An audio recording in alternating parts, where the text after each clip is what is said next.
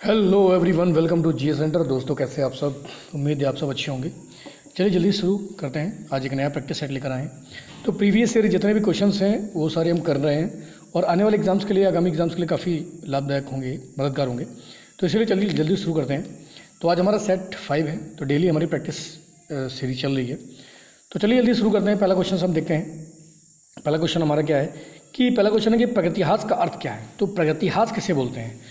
तो इसका पहला ऑप्शन है आपका आगइतिहास को। इतिहास को ऐसा इतिहास जिसके पुरातात्विक और साहित्यिक दोनों साक्ष्य हैं, या वह इतिहास जिसको पुरातात्विक साक्ष्यों के आधार पर लिखा गया। तो प्रागैतिहास का सही अर्थ क्या होता है, जल्दी से बताएंगे।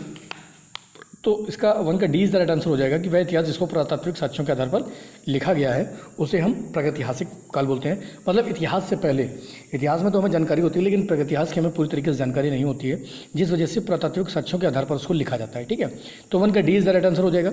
नेक्स्ट क्वेश्चन हम देखते हैं कि मानव को आग की जानकारी हुई। तो मानव को आग की जानकारी कब हुई थी? तो काफ़ी इंपॉर्टेंट पॉइंट है कि मानव को आग की जानकारी कब हुई, जल्दी से बताएंगे। निम्न पाषाण पुरापाषाण काल में, उच्च पुरापाषाण काल में, नव पाषाण काल में, या उपरोक्त कोई नहीं। तो मानव को आग की जो जानकारी हुई थी, एक तो थी उसने आग की जानकारी प्राप्त कर ली थी और आग का उपयोग करने लगा था। तो आग की जानकारी कब हुई थी? तो निम्न पुरापाषाण काल में हुई थी। 2 का ए इज द राइट आंसर होगा, इसको भी ध्यान रखेंगे। ठीक है, नेक्स्ट क्वेश्चन आता है कि पेबुल उपकरण। पेबुल उपकरण संबंधित है, मतलब पेबुल उपकरण क्या है कि पत्थर से बनाया जाता था। तो पेबुल उपकरण किससे संबंधित है? ये आपका है निम्न पुरापाषाण काल से, मध्य पुरापाषाण काल से, नव पाषाण काल से, या उपरोक्त में से कोई नहीं। तो जल्दी से बताएंगे क्या हो जाएगा इसका राइट आंसर कि पेबुल उपकरण किससे संबंधित है। तो ये है आपका निम्न पुरापाषाण काल से। किससे? निम्न पुरापाषाण काल। 3 का ए इज द राइट आंसर हो जाएगा। निम्न पुरापाषाण काल में पेबुल उपकरण बनते थे जिससे औजारों का निर्माण किया जाता था। नेक्स्ट क्वेश्चन हम देखते हैं कि सोहन घाटी का संबंध है। तो सोहन घाटी, बेलन घाटी, ये काफ़ी इंपॉर्टेंट है, एग्जाम में बहुत ज़्यादा पूछी जाती हैं। तो सोहन घाटी का संबंध किससे? निम्न पुरापाषाण कालीन जो युगीन स्थल है वहाँ से, हड़प्पा कालीन स्थलों से, नव पाषाण स्थलों से, या नन ऑफ द अबव, इनमें से कोई नहीं। तो जल्दी से बताएंगे सोहन घाटी का संबंध किससे? तो सोहन घाटी का संबंध किससे है? ये आपका 4 का ए इज द राइट आंसर हो जाएगा। निम्न पुरापाषाण कालीन पाषाण युगीन स्थलों से। तो जो निम्न पुरापाषाण काल युग के स्थल थे वहाँ पर सोहन घाटी काफ़ी प्रसिद्ध थी, इसको ध्यान रखेंगे। नेक्स्ट क्वेश्चन हमारे आता है बेलन घाटी से प्राप्त औजार संबंधित है। तो बेलन घाटी में जो औजार मिले हैं वो कौन से समय के हैं? वैदिक संस्कृति के हैं, हड़प्पा काल के हैं, निम्न पुरापाषाण काल के हैं, या मध्य पुरापाषाण काल के हैं? तो बेलन घाटी, जल्दी से कमेंट करो कि बेलन घाटी किस राज्य में है। तो कमेंट करके बताओ कि बेलन घाटी किस राज्य में है। तो बेलन घाटी में जो औजार मिले हैं ये आपके किससे संबंधित हैं? ये हैं आपके निम्न पुरापाषाण काल से। किससे संबंधित है? निम्न पुरापाषाण काल से, इसको ध्यान रखेंगे। 5 का सी इज द राइट आंसर हो जाएगा। नेक्स्ट क्वेश्चन हम देखते हैं कि भीमबेटका गुफाएं कहाँ स्थित है। तो भीमबेटका की गुफाएं कहाँ स्थित है? उत्तर प्रदेश में, महाराष्ट्र में, कर्नाटक में, मध्य प्रदेश में। तो भीमबेटका गुफा जहाँ पर आपका कह सकते हैं कि नव पाषाण काल, मध्य पाषाण काल, पुरापाषाण काल, तीनों ही जो काल हैं उनके चित्र भित्तियाँ वगैरह मिली हुई हैं, गुफाओं वगैरह में उनका निर्माण हुआ है। तो भीमबेटका की गुफाएं कहाँ पर हैं? ये है आपका मध्य प्रदेश में। 6 का B is the right answer हो जाएगा। ठीक है, अगला क्वेश्चन हम देखते हैं कि क्वेश्चन नंबर 7 है, पशुपालन संबंधित है। तो पशुपालन की शुरुआत जो हुई थी वो कब हुई थी? पुरापाषाण काल से, हड़प्पा सभ्यता से, वैदिक काल से, या मध्य पाषाण काल से? तो जो आपकी पशुपालन था, तो पशुपालन की शुरुआत कर दी गई थी मध्य पाषाण काल से। कब से? मध्य पाषाण काल से। एक पॉइंट बहुत ज़्यादा इंपॉर्टेंट है, डायरेक्ट एग्जाम में पूछे गए क्वेश्चन है, इसलिए ध्यान रखो इसको कि पशुपालन वगैरह, खेती वगैरह सब पूछ देते हैं वो। तो पशुपालन किसका संबंध किससे है? मध्य पाषाण काल से।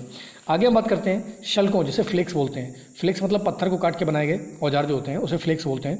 तो शल्कों से बने औजार संबंधित हैं। तो पत्थरों को तोड़कर नुकीले जो टाइप के पत्थर थे उनसे औजार बनने का जो सिलसिला था वो किस काल में शुरू हुआ था? तो जल्दी से बताएंगे। उच्च पुरापाषाण काल में, मध्य पुरापाषाण काल में, निम्न पुरापाषाण काल में, या नन ऑफ द अबव? तो जल्दी से इसका बताओ। तो फ्लेक्स से जो औजारों का, देखो पहले क्या था कि वो पुरापाषाण काल में क्या था, निम्न पुरापाषाण काल में तो केवल डायरेक्ट पत्थर से ही मारते थे, वो पत्थर फेंक के मार दिया, पत्थर बांध के मार लिया। लेकिन उसके बाद जब मध्य पुरापाषाण काल आया तो उन्होंने क्या किया कि उसको तोड़कर जो नुकीला पार्ट निकलता था उससे उसको लकड़ी में जोड़कर उन्होंने हथियार बनाना शुरू कर दिया, जिससे हम लोगों ने फ्लेक्स बोला। तो ध्यान रखना कि फ्लेक्स जो होते हैं, फ्लेक्स से बने औजार किससे संबंधित हैं? मध्य पुरापाषाण काल से। और ये काफ़ी इंपॉर्टेंट पॉइंट है। देखो एग्जाम का लेवल बहुत ज़्यादा अप हो गया है, तो हमें इस लेवल का पढ़ के पढ़ना पड़ेगा। ठीक है, अगर इस लेवल का आप नहीं पढ़ेंगे तो आप जीएस में कुछ भी नहीं वहाँ पर छू पाएंगे। इसलिए तगड़ी तैयारी करो जाके, तब जाके कहीं छोटा बड़ा एग्ज़ाम आप क्रैक करेंगे। आगे देखते हैं हम कि भारत में दो सबसे पुराने मध्य पाषाणकालीन स्थल हैं। तो भारत में दो सबसे पुराने जो मध्य पाषाणकालीन स्थल हैं उनके बारे में बताइए कौन से हैं। ये आपका है सरायनहर मैदाहा, देवाबाद मैदाहा, कोल्डिवा मैदाहा या नन ऑफ द एबव। तो भारत में दो सबसे पुराने जो ज्ञात मध्य पाषाणकालीन स्थल हैं वो कौन से हैं, तो बताओ जल्दी से। ये है आपका सराय नहर, राय और मैदाहा। तो ये भी काफ़ी इंपॉर्टेंट है, इसको ध्यान रखेंगे, सराय नहर और मैदाहा। जल्दी से कमेंट करके बताओ कि सराय नहर, राय और मैदाहा ये किस राज्य में पढ़ते हैं, किस जगह पर पढ़ते हैं, तो इनको जल्दी से कमेंट करके बताना है, ठीक है। आगे हम बात करते हैं कि प्रारंभिक स्तंभ गर्त पाए गए। तो प्रारंभिक जो स्तंभ गर्त थे कहाँ पर पाए गए हैं, सराय नहर और मैदाहा में, आदमगढ़ में, बागौर में या ऑल ऑफ दीज। तो प्रारंभिक जो आपके स्तंभ गर्त थे, तो प्रारंभिक स्तंभ गर्त कहाँ पर पाए गए हैं, ये आपके पाए गए हैं सराय नहर और मैदाहा में। तो ध्यान रखो, इसका 10 का एज द राइट आंसर हो जाएगा कि सराय नहर और मैदाहा। नेक्स्ट हम क्वेश्चन देखते हैं कि मानव द्वारा पाला गया पहला पशु। तो मानव द्वारा मनुष्य ने पहला पशु कौन सा पाला था, कुत्ता था, बिल्ली था, घोड़ा था या गाय था। तो मानव द्वारा पाला गया पहला पशु कौन सा था, कुत्ता, ठीक है। 11 का एज द राइट आंसर हो जाएगा कुत्ता। मानव द्वारा पाला गया पहला पशु कौन सा था, कुत्ता। अगला हम देखते हैं कि मानव द्वारा प्रयोग में लाई गई पहली धातु कौन सी थी। तो पहली धातु जिसका प्रयोग मानव ने किया था वो कौन सी थी, तांबा था, पीतल, सोना या कांसा। तो जल्दी से बताएंगे क्या होगा, प्रयोग में लाई गई पहली धातु क्या थी। तो मानव ने जो पहली धातु प्रयोग में लाई वो थी आपकी तांबा। तो 12 का इज द राइट आंसर हो जाएगा। नेक्स्ट हम देखते हैं क्वेश्चन नंबर 13 कि मानव द्वारा प्रयोग में लाई गई पहली फसल। तो देखो ध्यान रखो कि पहली धातु कौन सी थी, पहला पशु कौन सा था, या प्रारंभिक स्तंभ गर्त कहाँ मिले, ठीक है, या फ्लेक्स से औजार किस काल में बने। काफ़ी इंपॉर्टेंट पॉइंट, ये बहुत बार एग्जाम में डायरेक्ट पूछे गए हैं। नेक्स्ट देखते हैं कि मानव द्वारा प्रयोग में लाई गई पहली फसल। तो कौन सी फसल थी जिसको मानव ने पहली बार प्रयोग में लाए थे, तो इसको पता जल्दी से क्या होगा, ये था आपका गेहूँ। तो गेहूँ को पहली बार मानव द्वारा प्रयोग में लाई गई पहली फसल थी गेहूँ। बहुत सारे लोग जॉब भी आएंगे, लेकिन नहीं, ये हड़प्पा का मतलब उस समय की अगर हम बात करते हैं हम प्रागैतिहासिक काल की, तो उस समय जो मानव द्वारा पहली फसल जो लाई गई थी उपयोग में वो थी गेहूँ, ठीक है, ध्यान रखेंगे इसको।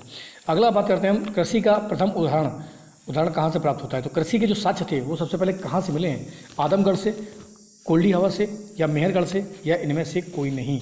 तो कृषि का सर्वप्रथम जो उदाहरण मिला है ये कहाँ से मिला है आपका, ये मिला है आपका मेहरगढ़ से। ध्यान रखेंगे, मेहरगढ़ से। कमेंट करो मेहरगढ़ कहाँ पर पड़ता है। तो कृषि का जो प्रथम उदाहरण था मेहरगढ़ से प्राप्त हुआ है। अगला हम देखते हैं कोल्डिवा का संबंध है। कोल्डिवा का संबंध किससे है, चावल का प्राचीनतम साक्ष्य यहाँ पर मिला है, निम्न पुरापाषाणकालीन बस्ती है ये, या सबसे पहले गन्ने की खेती मिली है, या इनमें से कोई नहीं। तो कोल्डिवा का संबंध किससे है, जल्दी से बताओ। तो सबसे प्राचीनतम जो साक्ष्य चावल के मिले हैं वो कहाँ पर मिले हैं, कोल्डिवा में ही मिले हैं। तो ध्यान रखना, अगर एग्जाम में कभी आता है कि सबसे पुराने चावल के साक्ष्य कहाँ पर मिले हैं, तो ये आपके कोल्डिवा में ही मिले हैं। अगला हम देखते हैं बुरझोम के बारे में। बुरझोम संबंधित है। तो बुरझोम किस लिए फेमस है, मध्य पाषाणकालीन स्थल वहाँ से मिले हैं, नव पाषाणकालीन स्थल या निम्न पुरापाषाणकालीन स्थल या नन ऑफ द एबव। तो जल्दी से बताएंगे क्या मिला है यहाँ से, क्या मतलब किससे संबंधित है। तो बुरझोम जो है ना ये नव पाषाणकालीन स्थल है, तो ये भी ध्यान रखेंगे, बहुत इंपॉर्टेंट पॉइंट है। अगला हम देखते हैं पूर्वी भारत का प्रमुख नव पाषाणकालीन स्थल है। जो पूर्वी भारत है उसका जो प्रमुख नव पाषाणकालीन स्थल है वो कौन सा है, तो बताओ जल्दी से। चिरांद है, जोरवे है, आदमगढ़ है या इनमें से सभी। तो जल्दी से बताएंगे क्या होगा इसका राइट आंसर हो जाएगा आपका 17 का एज द राइट आंसर हो जाएगा चिरांद जो है वो पूर्वी भारत का प्रमुख नव पाषाणकालीन स्थल है, ठीक है। अब ये बताओ कि चिरांद किस राज्य में पड़ता है, कमेंट करो। अगला हम देखते हैं कुंभकारी प्रारंभ। देखो बर्तन बनाना जो कुंभकारी प्रारंभ हुई थी किस काल में हुई थी, पुरापाषाण काल में, मध्य पाषाण काल में या नव पाषाण काल में या हड़प्पा काल में। तो मिट्टी से जो बर्तन बनाने का प्रारंभ था वो किस काल में हो गया था, ये आपका हो गया था नव पाषाण काल में। तो कुंभकारी की शुरुआत कहाँ पर हुई है, नव पाषाण काल में हुई है, तो इसको भी ध्यान रखेंगे। अगला हम क्वेश्चन देखते हैं तांबावती। तो तांबावती के नाम से प्रसिद्ध है। तो तांबावती के नाम से कौन सी संस्कृति प्रसिद्ध है, ये आहार संस्कृति प्रसिद्ध है, वैदिक संस्कृति प्रसिद्ध है, मालवा संस्कृति प्रसिद्ध है या इनमें से कोई नहीं। तो तांबावती के नाम से कौन सी संस्कृति प्रसिद्ध है आपकी, जल्दी से बताओ। ये है आपकी आहार संस्कृति। तो तांबावती हम आहार संस्कृति को भी कहते हैं, ठीक है, ध्यान रखना इस चीज़ को। नेक्स्ट हम क्वेश्चन देखते हैं कि हड़प्पा की कनिष्ठकालीन संस्कृति है। तो हड़प्पा की जो समकालीन संस्कृति थी वो कौन सी संस्कृति थी, कि हड़प्पा के बराबर जो संस्कृति चली है वो कौन सी है, ये है कायथा है, वैदिक संस्कृति है, मालवा संस्कृति है या नन ऑफ द एबव। तो ये है आपकी 20 का एज द राइट आंसर हो जाएगा। कायथा संस्कृति हड़प्पा की कनिष्ठकालीन संस्कृति मानी जाती है, इसलिए ध्यान रखना, मतलब जुड़वा भी कह सकते हैं उसको। अगला हम देखते हैं क्वेश्चन नंबर 21 है कि इनाम गाँव ताम्रपाषाणकालीन बस्ती है, इसका संबंध है। तो इनाम गाँव जो था वो ताम्रपाषाण जो काल था उसके समय की बस्ती है। तो कौन सी संस्कृति वहाँ पर जन्म ली थी, तो जल्दी से बताएंगे इनाम गाँव के बारे में। ये जोरवे संस्कृति, कायथा संस्कृति या मालवा संस्कृति या ऑल ऑफ द अबव। तो इनाम गांव जो है ना जोरवे संस्कृति का हिस्सा है। किसका है? जोरवे संस्कृति का हिस्सा कौन है? इनाम गांव। तो ये भी काफ़ी इंपॉर्टेंट है, इसको ध्यान रखेंगे। अगला है कि ताम्रपाषाण संस्कृतियों में निम्न में से किस संस्कृति के पत्थर के औजार प्राप्त नहीं हुए? तो ताम्रपाषाणकालीन जो संस्कृतियाँ हैं उनमें से ऐसी कौन सी संस्कृति थी जिसके पत्थर के औजार अभी तक नहीं मिले हैं? तो पत्थर के औजार नहीं मिले हैं, ये कौन सी संस्कृति? काफ़ी इंपॉर्टेंट पॉइंट भी हो जाता है ये, जल्दी से बताइए। तो जोरवे संस्कृति है, आहार संस्कृति है, कायथा संस्कृति या मालवा संस्कृति है? तो ये हो जाएगा आपका आहार संस्कृति है। तो आहार संस्कृति के अभी तक के पत्थर के औजार प्राप्त नहीं हुए हैं, ठीक है। अगला हम देखते हैं पॉइंट कि दैमाबाद का संबंध किससे है? दैमाबाद का संबंध किससे? ताम्रपाषाणकालीन स्थल से या पुरापाषाणकालीन स्थल से, मध्यपाषाणकालीन स्थल से या नन ऑफ द अबव। तो दैमाबाद का संबंध किससे? जल्दी से बताएंगे। ये है आपकी ताम्रपाषाणकालीन स्थल। तो दैमाबाद किससे संबंधित है? ताम्रपाषाणकालीन स्थल से संबंधित है, ठीक है। दैमाबाद किससे संबंधित है? ताम्रपाषाणकालीन स्थल से संबंधित है। नेक्स्ट क्वेश्चन देखते हैं कि बड़ी संख्या में दफनाए गए बच्चों के समाधान प्राप्त हुए हैं। तो बड़ी संख्या में जो दफनाए गए बच्चे हैं उनके समाधान कहाँ से मिले हैं? कायथा संस्कृति से, आहार संस्कृति से, जोरवे संस्कृति से या मालवा संस्कृति से। तो बड़ी संख्या में जो बच्चे दफनाए गए थे इनको जो प्रमाण है वो कहाँ से मिले हैं? ये मिले हैं जोरवे संस्कृति से। कहाँ से? जोरवे संस्कृति से। ये काफ़ी इंपॉर्टेंट है, इसको भी ध्यान रखना है। अगला क्वेश्चन आता है हमारा कि गिलुंड। तो गिलुंड स्थल का संबंध है। तो गिलुंड स्थल भी काफ़ी फेमस है। ये कौन सी संस्कृति का हिस्सा है? ये आहार संस्कृति से, नवपाषाणकालीन स्थल है ये, या मालवा संस्कृति से या नन ऑफ द अबव। तो गिलुंड का संबंध किससे है? तो गिलुंड का आपका संबंध है आहार संस्कृति से। हमारा लास्ट क्वेश्चन था। तो ध्यान रखेंगे गिलुंड का संबंध किससे है? आहार संस्कृति से। तो हमारे लगभग 25 क्वेश्चन थे और प्रीवियस ईयर जितने भी एग्जाम्स में बहुत बार इनको पूछा गया, रिपीट किया गया है। तो इस लेवल को अगर लेकर चलेंगे तो एग्जाम हमारा बहुत आसानी से क्रैक होगा। और सिंपल नहीं करना है यार, सिंपल आप करेंगे तो बस सिंपल ही करके रह जाएंगे, फिर एग्जाम में जाएंगे तो पता चलेगा कहाँ से एग्जाम में आ गया है। तो इसी तरीके से इसको पढ़ो, बढ़िया से मेहनत करो, 1-2 बार देख लो, रिवीजन कर लो इसको, और बस इतना बहुत है। तो हम पूरा का पूरा प्रैक्टिस हर सब्जेक्ट खत्म करने वाले हैं। तो इसी तरीके से लगातार पढ़ाई करते रहो। तो चलिए लगातार पढ़ाई करिए, लगातार मेहनत करिए। आज के लिए इतना ही बहुत है। जय हिंद।